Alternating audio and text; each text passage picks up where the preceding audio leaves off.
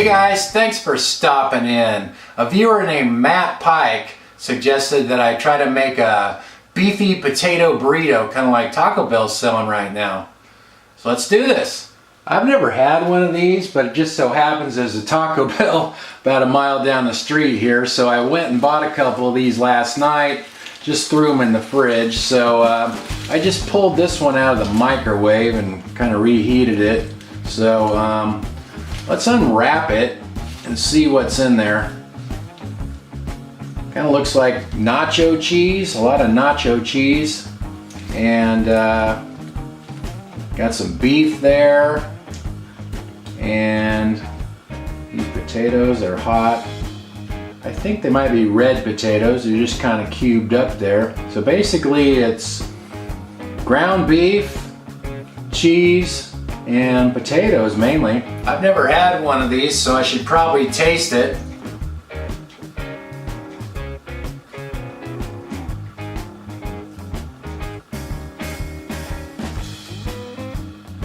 It's not bad. Let's see if I can make a better one.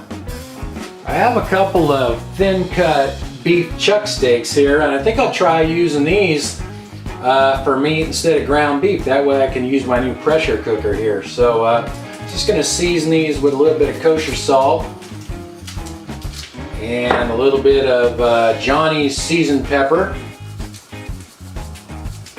And I already put 1 cup of water into the pressure cooker, and just going to put these in there, and I'll try cooking these for 20 minutes on pressure cook, and we'll see how that works out. Alright, it's already set for 20 minutes, so I'll hit start and we'll get those going.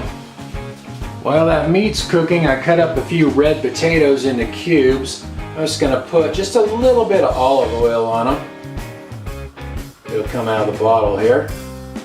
Alright, that's good. And then I'm just going to season them the same way as I did the meat, with some kosher salt and a little bit of Johnny's seasoned pepper once again.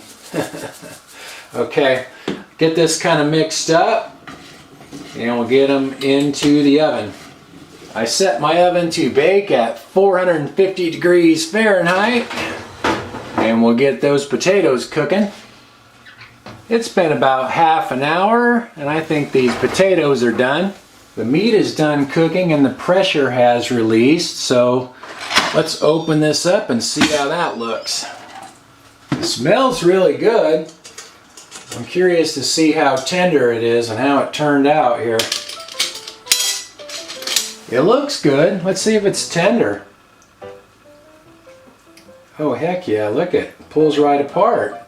So 20 minutes on pressure cook, but probably the total cooking time was about maybe 45 minutes by the time it preheated and then the pressure released on its own. Wow, look at that.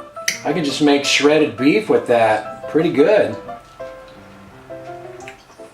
Oh yeah, that tastes good.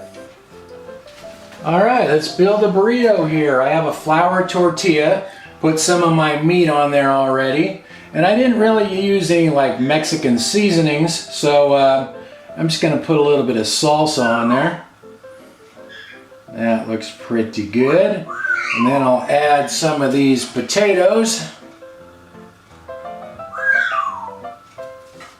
Potatoes turned out good in my toaster oven. And then I'm just going to use regular, just shredded cheese. I'm not going to use like nacho cheese like they did. Now we're ready to roll this baby up.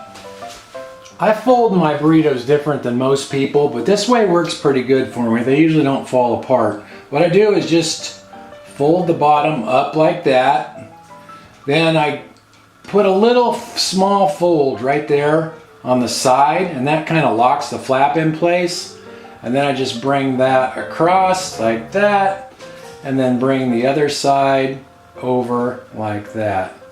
And that way you have an open face burrito, and if you're going to eat it right away, it really doesn't matter anyway, but usually the bottom will stay together pretty good like that. Now I guess I'll pop it in the microwave and melt that cheese.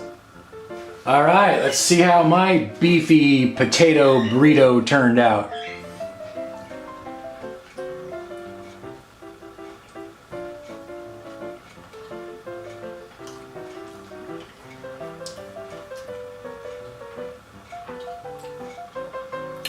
That is good. That tastes a lot fresher. Well, it tastes like a lot more like fresh beef and potatoes and fresh salsa.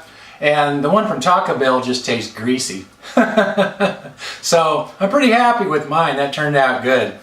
Thanks for watching, you guys, and I'll talk to you next time.